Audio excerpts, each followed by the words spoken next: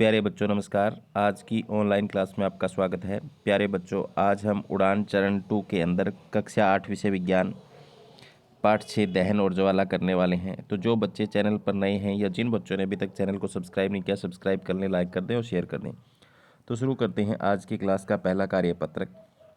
पहले कार्यपत्रक में आप अपनी स्क्रीन पर देख सकते हैं, रामू अपने छोटे भाई को पदार्थ की ज्वलनशीलता समझाना चाहता है। उसने कुछ ऐसे पदार्थ जैसे कपड़ा, कागज, कांच का टुकड़ा, मिट्टी के मटके का टुकड़ा इकट्ठे किए। एक जलती हुई मोमबत्ती की सहायता से इन सभी पदार्थों को जलाने की कोशिश की। उसने पाया कि कागज और कपड़ा जलने लगते हैं, जबकि कांच व मिट्टी के मटके का टुकड़ा नहीं जलते। अब रामू अपने छोटे भाई श्याम से पूछता है, ज्वलनशील पदार्थ कौन से हैं? तो यहाँ पर क्या लिखेगा? रामू लिखेगा कागज, कपड़ा।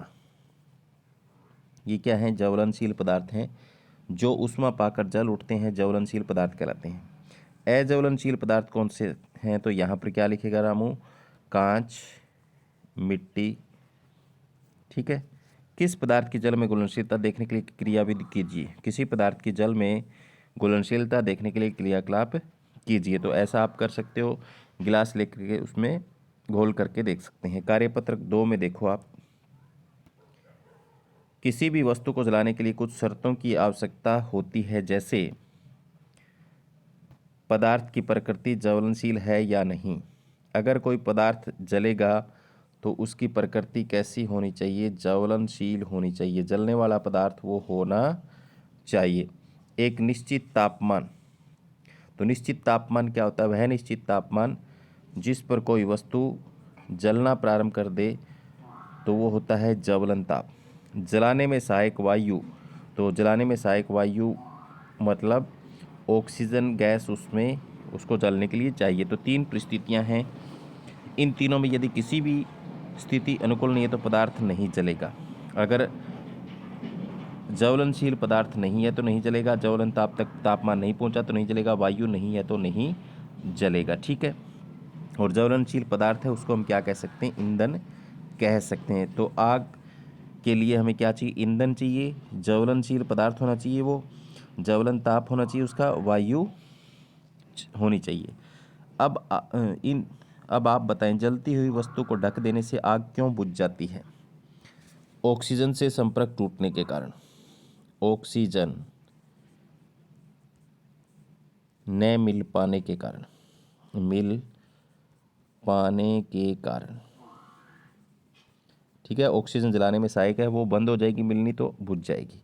गीली लकड़ी जलने में अधिक समय क्यों लेती है? ज्वलन ताप अधिक होने के कारण। ज्वलन ताप अधिक होने के कारण, गीली लकड़ी का होने के कारण ज़्यादा समय लेती है गीली लकड़ी। ठीक है। आगे है, आग को बुझाने के लिए पानी का उपयोग क्यों किया जाता है? ज्वलन ताप कम करने के लिए।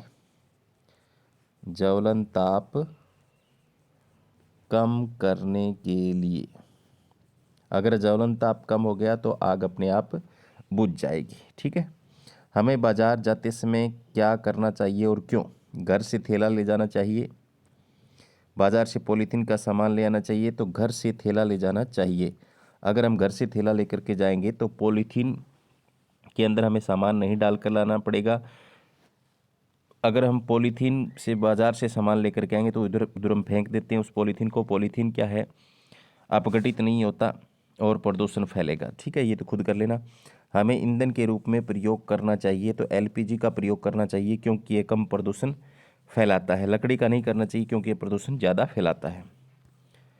तो प्यारे बच्चों, ये था अध्याय 6 जो आज हमने किया। उम्मीद करता हूँ कि आप उसको समझ में आया होगा। धन्यवाद।